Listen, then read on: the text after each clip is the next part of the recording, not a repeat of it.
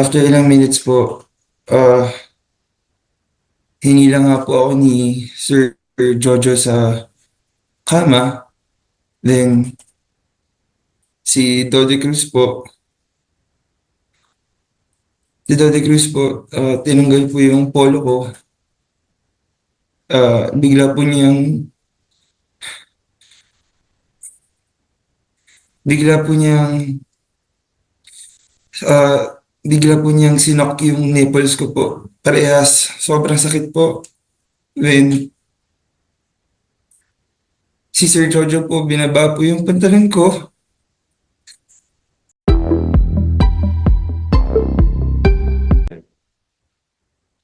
Where is Richard Dode? Uh, Good morning, Your Honor. Good morning, Mr. Chair, Your Honor. Your Honor, Mr. Richard Cruz right now is confined at BGC St. Luke's. Since last night, Your Honor, he's been having stomach pains. And last week, he was already, 2 weeks ago, he was already confined. And due to gastrointestinal bleeding, Your Honor. And last night, No. gastrointestinal bleeding or gastric bleeding, Your Honor. 2 weeks ago, he was already confined, and just last night, Your Honor, he had gastric bleeding again. So he was rushed to St. Luke's BGC. Comsec, can you verify if Richard Dode is indeed in the hospital? Yes, sir. Where's Sandro? Online? Can we put him online? Good morning po, Mr. Chair. Sandro, are you willing to narrate the incident that happened? No. I can go to a certain extent po, Your Honor. Excuse me? I can go po in a certain extent po, Your Honor. All right. Good. You want to start?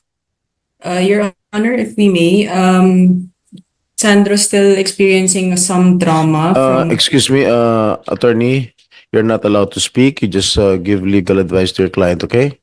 Yes, Your Honor. All right. Okay. Tuloy mo na, Sandro. Okay po. So, ayun nga po. So, going back po sa buong incident, yun nga po, this happened after the GMA Gala. Pagpunta ko po ng room nila, ayun nga po, nakita ko po si Sir Jojo at si Dodi Cruz. Si Dodi Cruz po lasing na. Pinakilala po ako ni Sir Jojo, so tumayo po si Dodi sa bed. Tapos pinakilala po ako ni Sir Jojo na si Sandro to, anak ni Nino, magaling na artista to, magaling na kontrabida to, ikakas ko to soon. Ganun po yung usapan, ganyan. Tapos, inabutan po nila ako ng wine. Pininom po ako ni Sir Jojo ng wine.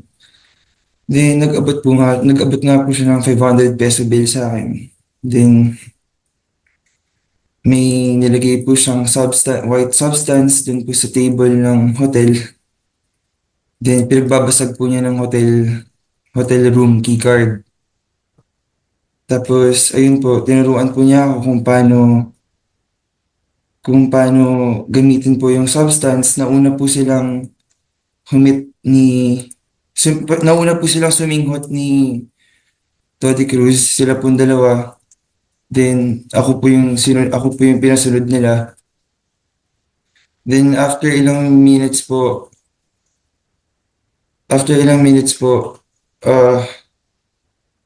hingi lang nga po ako ni Sir Jojo sa kama. Then si Dodi Cruz po, tinanggal po yung polo ko. Bigla po niyang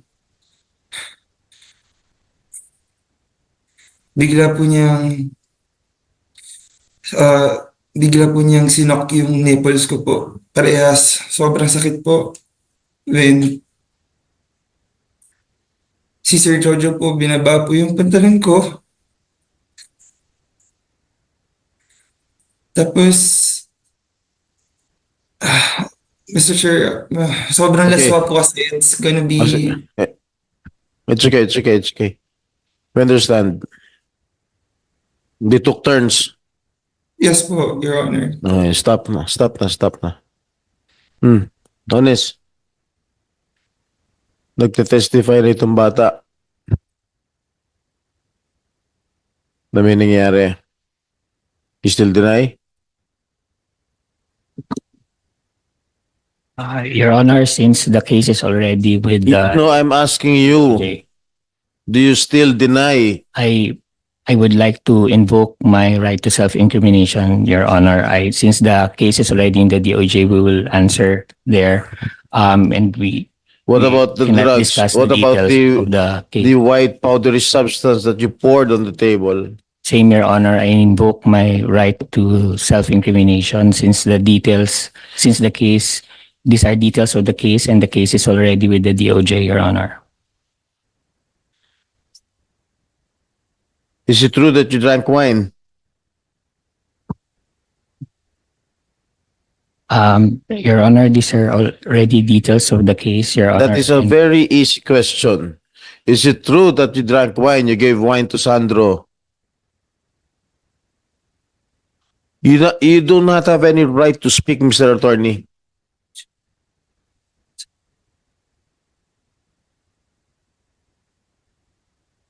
Your Honor, I invoke my right to self-incrimination, Your Honor, since That is not an the incriminating question. the case is That already with is the not DOJ. an incriminating Yeah, but- question. But these are That details is of not the an case. incriminating question. You still want to be detained there?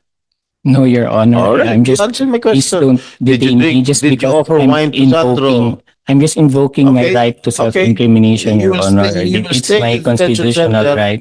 Because the question that I am asking you is not an incriminating But these are already question. details of the case, Your Honor, and the case is with the stay- DOJ. okay, all right. Um, You're going to answer me the same, ano? I'm just invoking No, my constitutional right, Your Honor. I don't think it is fair and proper that you detain me just because I invoke my constitutional No, right to self-incrimination, Your Honor. I am asking you a question, a valid question. Inofferan mo ng wine si Sandro. But these are details of the case, Your Honor, Sige, okay. and as You will stay there. as promised I promise you will by stay there. Mr. Chair, Your Honor, this na wala pong pilitan, hindi naman po tayo korte, Your Honor, and I I'm invoke aware of my it. right to I'm self-incrimination aware because of I it. don't want to answer details of the But case, Your Honor. This the is already question- part of our defense. But the question that I'm asking you is not an incriminating question. Yes, Your Honor, but these are already details of the case, and I cannot answer All right. up Okay. because I invoke my right to self-incrimination, Your All Honor. right.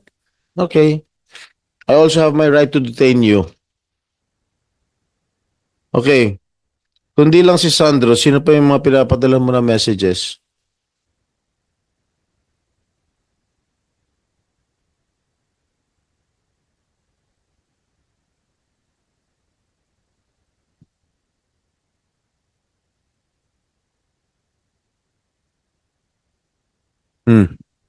Answer.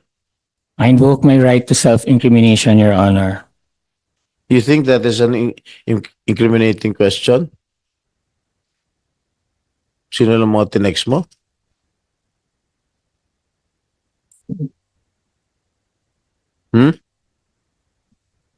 Answer.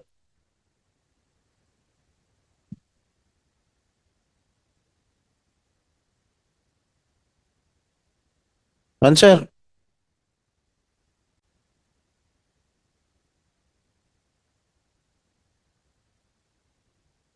I invoke my right to self-incrimination, Your Honor.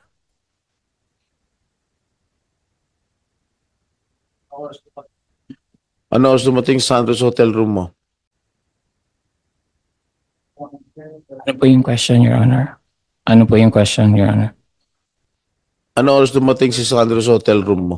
Hindi ko na po maalala yung eksaktong oras pero a little before 5 a.m., Your Honor. Sino-sino nasa hotel nung dumating si Sandro? Sa amin po, Your Honor. Yes. Your Honor, these are details of the case po, Your Honor. I would like to invoke my right to self-incrimination, Your Honor. Diba, is it incriminating? Question? Your Honor, details, they are connected to details of the case, and anything Ang I tanong ko say lang, can be sino-sino ang connected, nasa hotel nang can be used dumating? against, Ang tanong ko lang, sino-sino ang nasa hotel nang dumating si Sandro? Your Ikaw Honor, lang ba kasama si Richard o meron pa iba? Your Honor, these details are connected to the facts Okay, of the sige. case, and Mm. I would like to invoke my right to self-incrimination, Your Honor. Yung sinasabi ni Sandro that you poured a powdery substance on the table, what is that substance? I invoke my right to self-incrimination, Your Honor. And where did you get that substance? I invoke my right to self-incrimination, Your Honor.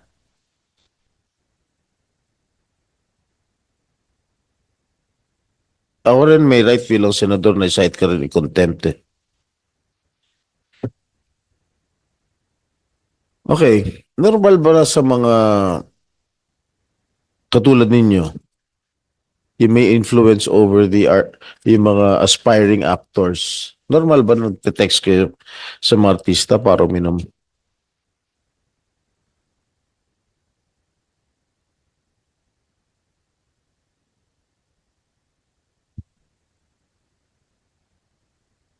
Alam mo, yung mga ganong klaseng tanong, very elementary, hindi mo na kailangan ng tulong ng abogado.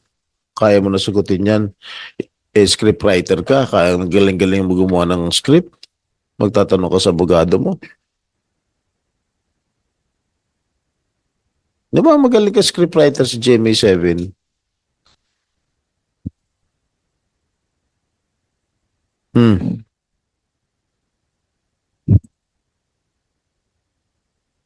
Normal ba sa inyo na meron kayong director ka, scriptwriter ka, may mga aspiring actors, aspiring actresses? Normal ba na tinetext nyo para mag-iya uminom?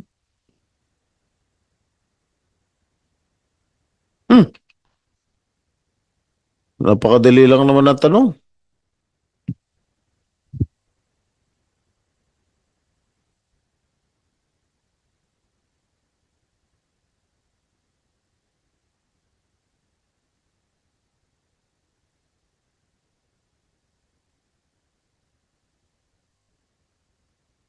Baka wala na kumuha yung scriptwriter.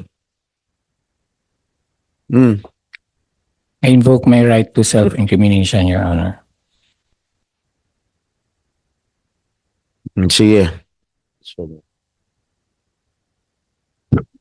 Mga panauhin mo, suspend lang muna namin itong 1 minute lang. Senator, medyo ano lang ako sa ating mga bisita.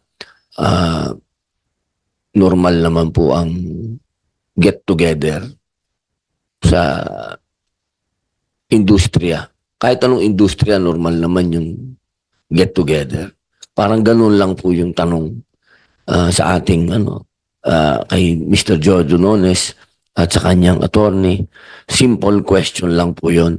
At ako na rin po nagsasabi sa inyo, tagal ko na sa showbiz, natural po yon na nagtatawagan, natural. Nangyayari po yon. Very close ang industriya. Lalo na kung nasa isa kayong network. Ano yun? Given yun. At yun po yung sinasabi natin kay Mr. Jojo Nones na yung mga ganong simpleng tanong. Ano lang naman po yun. Para din po sa amin, in aid of legislation namin, ano po ba, kailangan bang umabot na kami sa ganun, sa paglinang ng batas na ipagbabawal na ba namin ang get together? Ano ba? Kasi kailangan malinaw po tayo kung ano yung gusto nating gawin. At sa amin pong palagay, itong mga ganitong get together ay pinagmumulan ba ng mga ganitong klaseng pagtitipon na nagkakaroon ba ng presensya ng droga o nagkakaroon ba ng paglabag sa mga karapatang pantao. Kailangan po malinaw lang ang ating usapan dito. Hindi po para kayo ay ipahamak sapagkat naiintindihan lalo na po kaming dalawa ni Senator Jinggoy Estrada dahil once upon a time kami po ay naakusahan din. Naiintindihan namin ang nararamdaman ng akusado. At nararamdaman ko din ang nararamdaman ni Sandro Mulak. Sapagkat ako'y artista din. Kami ay walang pinapanigan dito. Kailangan naming makagawa ng batas. At nasa inyo naman po ang pagkakataon na matulungan kami sa mga simpleng tanong. Napakasimpleng tanong. At nasa inyo na po ang kalayaan para sagutin niyo ang mga simpleng tanong na wala naman po yung katanungan doon sa naganap. Doon lang po ang tanong ay doon sa pinangyarihan. Ano ba? Sino ba ang mga nandun? Yan naman po ay nailabas na rin sa news. Nagkaroon na rin ng maraming mga pahayag kung sino ang nandun. Ito lang po, kailangan lang namin matulungan niyo po kami. Kung sa mga simpleng tanong. Okay. Sir Nino Mulak.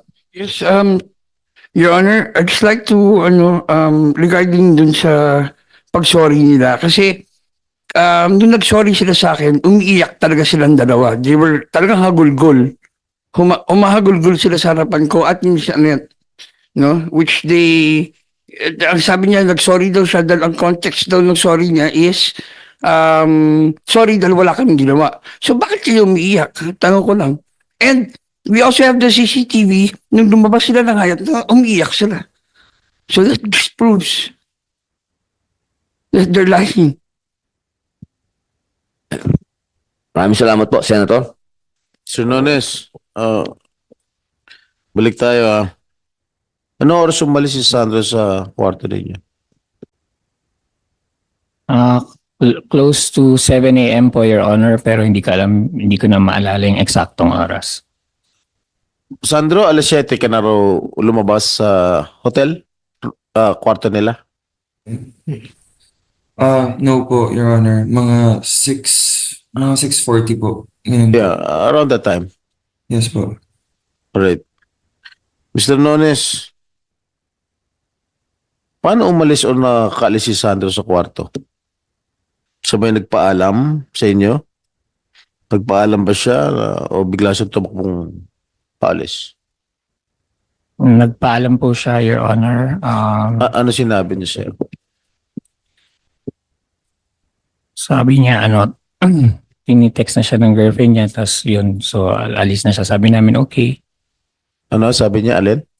Yeah, sabi niya po, tinitext daw siya ng girlfriend niya, tapos sabi namin, okay, sige. Tapos umalis na po siya, Okay. nagpaalam na po Bago siya umalis, wala ka ba sinabi sa kanya? Wala naman po, Your Honor. Nag-ayos lang siya ng buhok, tapos lumabas na po siya ng ring. Wala ka bang sinabi sa kanya, o Sandro, what happens here stays here? Wala pong ganun, Your Honor. Sandro? May sinabi ba siya bago ka umalis? Meron po, Your Honor. Ano sinabi niya? What happened here stays here. Yun po yung sinabi niya sa akin. Ano? Dones? Wala pong ganun, Your Honor.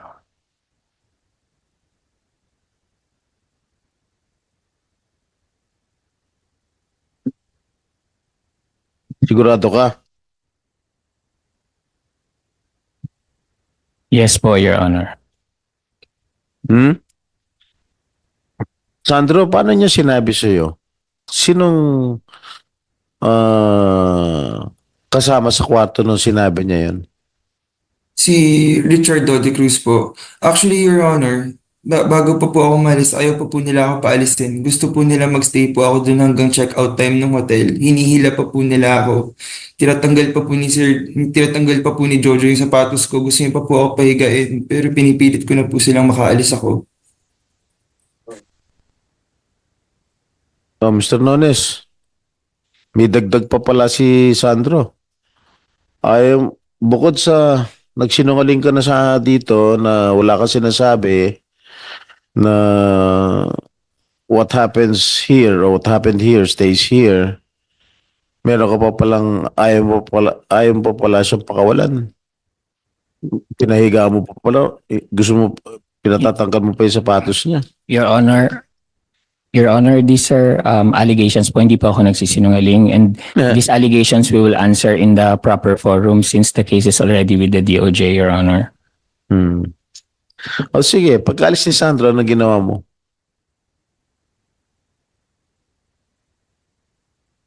Natulog ka na lang ba? Kumain ka ng breakfast? Parang wala nangyari.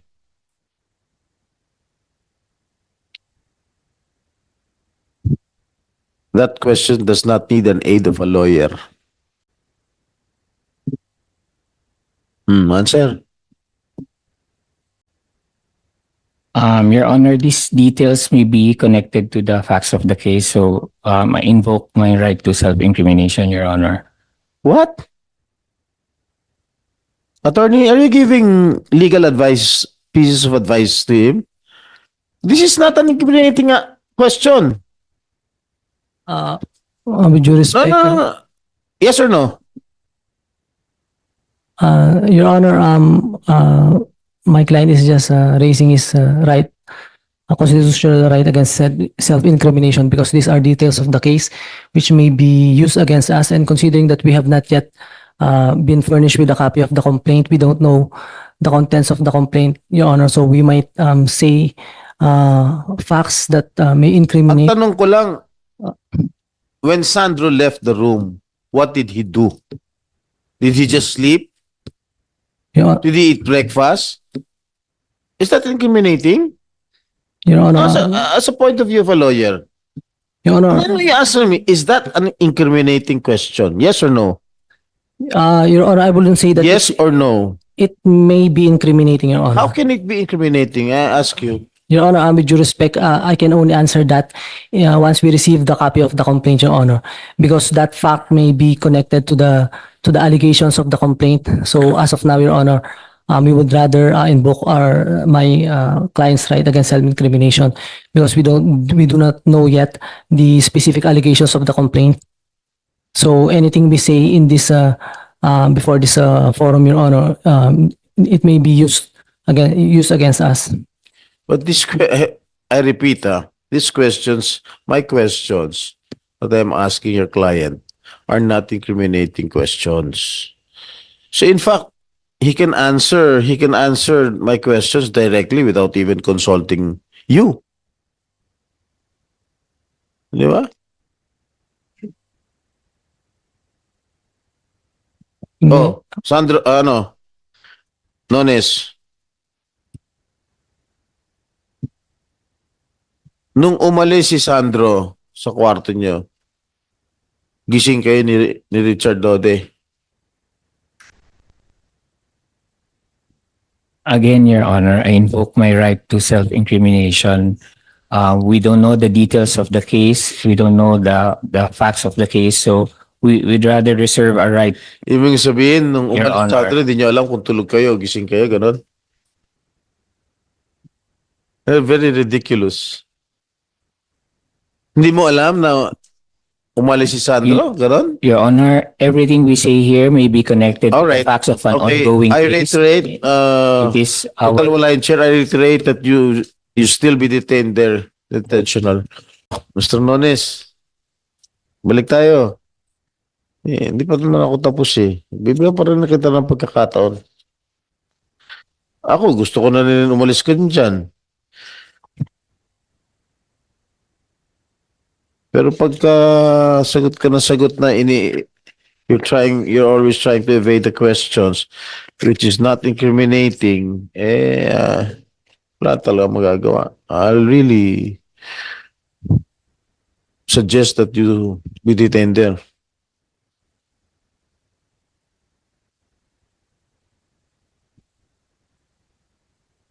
Okay.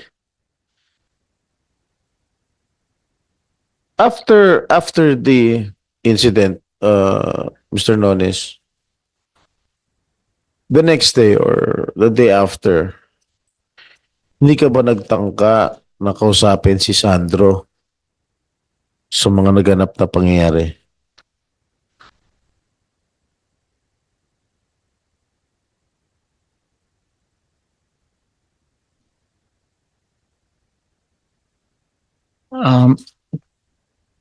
Hindi po, Your Honor, kasi wala naman po kaming ginawang masama sa kanya. Hmm. Sinubukan niyo ba na makipag-areglo sa kanya? Hindi po, Your Honor, hindi po kami nag-reach out sa kanya. Nag-reach out ka ba sa tatay niya? Hindi po, Your Honor. Di ba kinausap mo yung tatay niya? Ano po yun, Your Honor? It was an arranged meeting po, Your Honor. Hindi po Who- kami yung nag-reach. Who arranged it? Um, Who arranged the meeting? I don't know how it came about, pero I think it was Miss Annette Gozon po na parang tinanong po si Nino Mulak if he wanted to meet with us, and then she asked us, and then we said yes, and then we met with them po, Your Honor. Oh. Who initiated that meeting? Attorney Annette?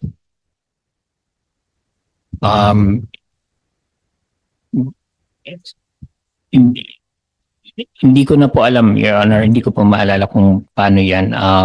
Marami ka naman hindi maalala. Kamakailan lang yun. Ito nga si Gerald Santos, 15 years ago, 19 years ago, naalala. Ikaw, last week, last month, di mo na maalala. Hindi ko po alam kung, hindi po ako sure ngayon kung ni-request po yan ni Mr. Nino Mulak or si Annette Gozon po ang But you did not request for a meeting? No po, Your Honor. Sino kumontak sa'yo? Si Miss Annette Gozon po, Your Honor. Nung kinontak ka ni Attorney Annette, ano sinabi ni Attorney Annette? If we wanted to meet with Mr. What did you Nino say? Mulak. And then we said po, yes po, Your Honor. Hindi ka nagtanong bakit? Ba't okay lang ako sa ninyo mula? Hindi, sinabi po na may allegations po against us kay ni Sandro. And then we said po, sige po, Your Honor, willing Okay. kaming harapin siya dahil nga. Okay, when you saw Ninyo Mulak, how did you feel? Was Sandro there? No po, Your Honor. All right. How did you feel when you saw the father of the one you raped? Wala po, Your Honor. And the mere fact po na humarap kami sa kanya is a clear indication of our innocence po of the Oh, allegations, really? Your Oh, Honor. Mr. Ninyo Mulak, sige, try to raise your hand. Your Honor, I'd just like to ask, why were they crying when they apologized? Did you apologize? This question has already been answered previously, Your Honor. Okay, And- I want to hear the answer again. Did you apologize? These are now details of the case, Your Honor. I invoke No, no, my no, no, no, no, no, no, no, no, no, no, no. self-incrimination, Your Last- Honor. During the last hearing or last two hearings, Yes, Your Honor, pero did you apologize? Your Honor, I No, no, already no, no, answered no, the no. question. Did you Hindi- apologize? Yes or no? I invoke my right to No, self-incrimination, no, answer Your Honor. that. Get the I file, already get the file. answered this question, Your Honor. And Get you the didn't records. naman accept my Get the answer, records. Your Honor. You didn't accept my answer, Your Honor. So I invoke my right to self-incrimination. It's You my get the- constitutional right. Argue!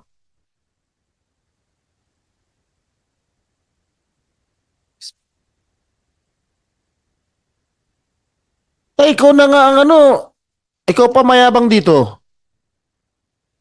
Hindi po ako mayabang, Your Honor. May mga karapatan din po akong constitutional. I know your rights.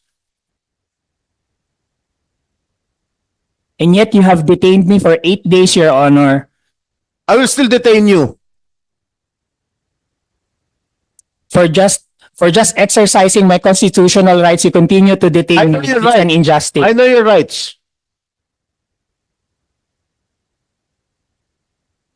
You're always trying to evade the questions that are not incriminating to yourself at the very start of this hearing.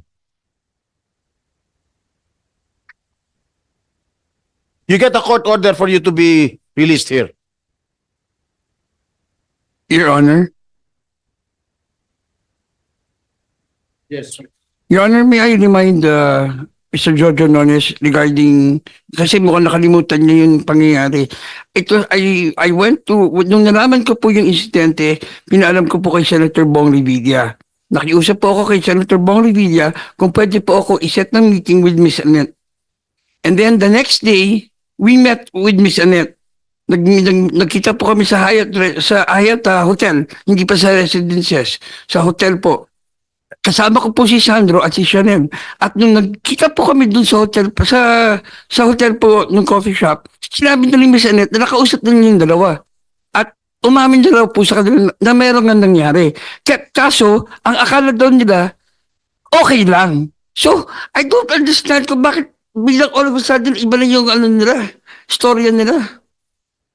That was the main ano, kaya sila nag-sorry, kaya kami nagkita because they wanted to say sorry because they thought it was okay.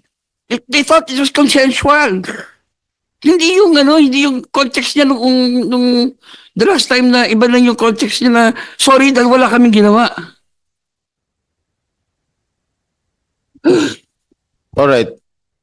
I would like to remind the gentleman, the reason why you were detained, because you were being very evasive of all the questions that I was asking you in during the last hearing, and not for invoking your right against self-incrimination. That is very clear. All right. I am asking you right now. I ask you that question. Did you say sorry to Mr. Nino Mulak? And you were, last time around, I remember, as far as my memory serves me right, you answered that question. Now, you're singing a different tune. I already explained the context of that. Sorry, Your Honor. So you apologized. Not in the context of admission of any wrongdoing, Your Honor. Were you crying? Yes, because the allegations were so intense and it was affecting us emotionally because we tried to convince Nino Mulak that we did no harm and we did no wrongdoing. Are you going to refute it, Mr. Mulak? Your Honor, they said sorry because they thought it was okay. Yun ang sinabi mo sa akin, Mr. Nones. Akala nyo okay lang. That's those exact words. Akala po namin okay lang. Even in Ms. Annette's affidavit, it said that you thought Sandro was comfortable with it. But clearly it's not. Kaya nga nagreklamo yung bata eh.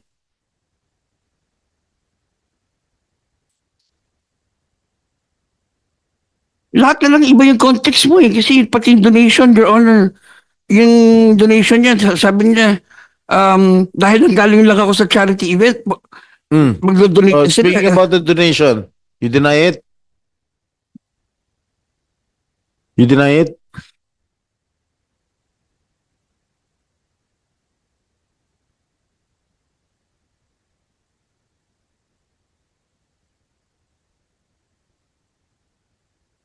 We already answered that, Your Honor, and What was your answer then? may we request Mr. Nino Mulak to stop addressing us directly because this is a public. Yes. With all due respect to Mr. Nones, you address the chair. Okay. We already answered that, Your Honor. What was the answer? Yeah. And Your Honor, these are facts of the case. These are facts of the case. This is included in the affidavit of Ms. Annette Gozon. So definitely these are facts of the case with the DOJ. But That's why I invoke my right to self-incrimination because anything I answer here can be used against me. And I've already tried to answer your questions as earnestly as possible in the past few hearings, but you always accuse me of being evasive. yes, you. I am not being evasive because these are statements of our defense. And I'm answering you according to our defense. So if you don't want to accept it, Your Honor, then it's out of my hands. But I'm just answering you as earnestly as I can, as sincerely as I can. And I keep invoking I'm just exercising my constitutional rights. It is up to you if you want to continue to hold me in contempt just because I am exercising my constitutional rights. No. I know your rights. I know your limit. We all know your limitations and your rights. These are already details The of the reason case. why the committee detained you is that, as mentioned earlier, you're trying to be very evasive, and that was the question that I asked of you. And you were very evasive in answering that question regarding the offer of financial contribution to a charitable institution of Mulak's choice. There was already an affidavit signed by Attorney Annette Gosson that indeed you made that statement or you made that offer to Mr. Mulak. Oh. Now I'm asking you again.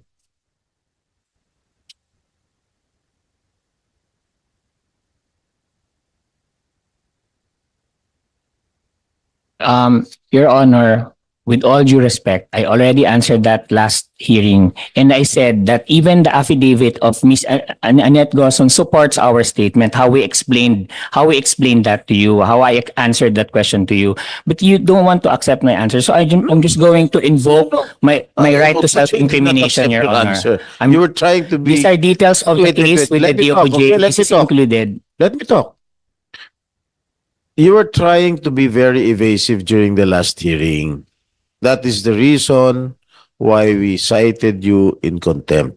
Okay? You never invoked your right against self-incrimination during the last hearing. It is only during this hearing that you are invoking your right against self-incrimination. And the mere fact that the questions that I was asking you were not incriminating at all. Oh, ano oras ka natulog? Incriminating ba na? Ano oras ka kumain? Well, at any rate, if that is the advice of your lawyer, so be it.